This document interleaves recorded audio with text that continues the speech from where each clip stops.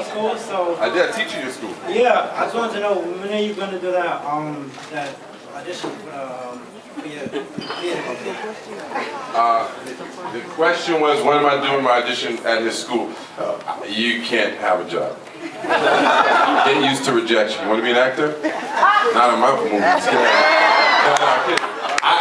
Do you follow me on Twitter? Yes. Then I'll announce next time we have auditions. Okay? Okay. Cool. Okay, just a reminder, this is a panel on Gordon Parks, not on...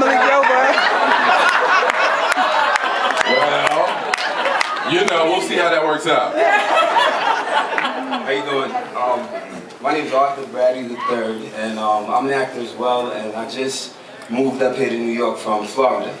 And so I wanted to know, to all the lovely talent up there, what's some of the things that helped you to fight through? Kenny's from Florida. Kenny's from Florida, okay. But what's some things that helped you to fight through, you know, the rejection and just to continue moving on, you know, in the acting world, and like maybe some tips you could give to me or any other fellow actors in the audience as far as persistence and, you know, giving it your best shot and breaking into the industry. Can I just share one thing? Because it's not just the negativity in Hollywood. My father gave me the best advice, and then you can go on. I just have to share this. I said, Daddy, because when I first went to Howard, and I learned about this is about Gordon Parks. Yeah.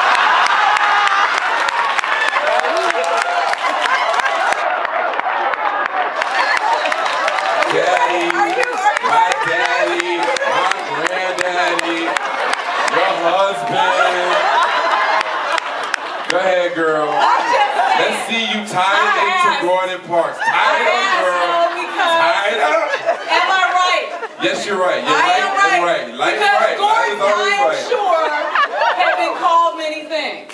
Yes. And we are called many things. All of us, black, white, yellow, brown, we all call things. And I said, Daddy, did somebody call you X, Y, Z? And he said, yes, they did. And I said, what did you do? And he looked at me and he said, I did absolutely nothing. Because I had one goal in mind. And he kept his eye on the prize, right? I wanted to be a surgeon, and nobody was going to steer me off that path. So we all get angry, right? We all feel rejected. Rejected. Okay. Thank you. Yes. All of that. Yeah. And I would pass it on down the line here, but that's what my daddy taught me. That's good. You know. So, Ken, you want to speak to that coming from Florida, to the brother from Florida with the blue shirt that matches Michelle's dress? I want to know where he got that accent from, coming from Florida. Well, I was born in New York. Oh! I lived in Florida the past 7 years, and I just moved back in the fall to New York to continue on acting. I just joined SAG, and I just gave it all up and said, let me come to New York. Are you good? I'm really good. Get up there and do something. Get up there and do something, man. It's your moment. Kenny's the director. I direct. Come on, get up there, man. Your 22-second monologue. Let's go. Make it up. Just make it up. No, don't use the seat. Stand up. Own it. Own it. Come on, man. Right here, front and center. Let's go. Channel the spirit of Gordon Parks, brother. Shh. Here's his moment. This is hilarious. Go for it. I don't understand. I gave it everything I could. I just don't understand. I'm qualified. I went to school. I graduated top of my class. And take it to Kenny. Take it to Kenny. Take it to Kenny. And you gonna say? Don't use the mic. Just take it to him. Don't use the mic. Give it to him. Not the mic.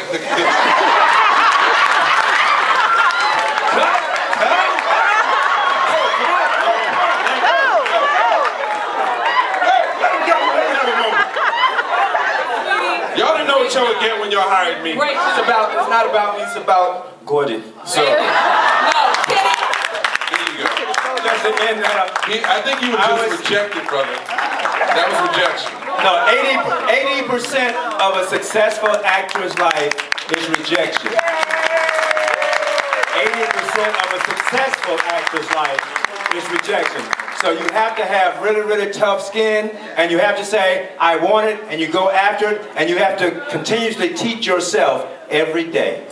But 80% of the time, You're too short. You're too tall. We don't like that. Let me tie it all back to Gordon Parks. I was reading something. Craft. Yeah, well, yeah, absolutely, 100%. I mean, Gordon Parks did not know how to operate a camera. But he didn't know how to do a lot of things. But one of the things he said is that in his life, he knew he had a fear of failure. He said, and he didn't know what he was going to do, but he knew he would spend his life chasing down that fear. So every single room I go into today, whether I'm auditioning, whether I'm meeting, whether I step on a set, I still get nervous because the job is not mine until they call wrap. That's right. Not even cut. When they call wrap, it's in the can. You might not even see the film. That's right. So I was telling someone earlier, I said, you know what, I have a passion to tell stories. And again, whether your passion, you are a performer, but if your passion is to tell stories, you can find different ways to tell that story. You can find different ways to express that talent. It doesn't have to necessarily just be in a room or just be on film or just be in television. If I were going to say do anything or do something with that rejection, because like he said, 80%, my job is auditioning, quite honestly. That's my job, trying to get a job. But again, in that trying, that's where I feel I'm succeeding, because I'm trying, no matter what. Whether I get, I have 100 tries, I get one job. I did that. So. Let me add to that too. People often ask me, what do I attribute to the fact that I've been around for as long as I have? I think service is really important. So although I can be funny, asking you to come up here was serious. Because that's what it's about. You never know when that moment's going to come for you. I got cool runnings off an open call. I didn't have an agent, didn't have a headshot, didn't have a resume for my professional pursuits, even though I was acting since a kid. Because my father always said, build your own generator so when they turn off the power, you still have lights. So I had an attitude like, I don't need these people to tell me I'm good enough. So I went into community service, I went into teaching at a very early age. So I think that God, purpose, not chasing the paper, but chasing your purpose. Because we use this as a platform. The only reason we're here is because we work, right? If we weren't working, most likely we wouldn't be here. Not in this capacity, anyway. So I think that it's not about rejection as much as about a birth. You did not compete with anyone else to come out of your mother's womb. And when it's your turn to be born, you will be born. You feel me? So don't look at it as rejection as much as the process and the journey. And the times you hear no are there to actually strengthen you. And if you have the ability to keep getting up, I'm going to drop it to you. You got it. Go ahead. Finish the thought. Go for it. Stand up for me, brother. What's your name? Again? Arthur Bradley III. Arthur Bradley III. Okay, so you got to make sure, back to Gordon Parks, you got to make sure that your objective of why you want to be an actor is in alignment with God first and foremost. And the younger generation, this is not to you, but it's to a younger generation, the thought is that a lot of times we don't necessarily know why we want to do it. And so I want to quit acting every other week. And y'all probably don't realize that. And people go, God, Omar's really a good actor, but I want to quit all the time. I can't do nothing. I'm a poet, I'm an actor, I'm a photographer, I'm a little bitty Gordon Parks meets. I'm a weird ex-athlete, NFL, I'm a weird dude. And I want to quit acting all the time.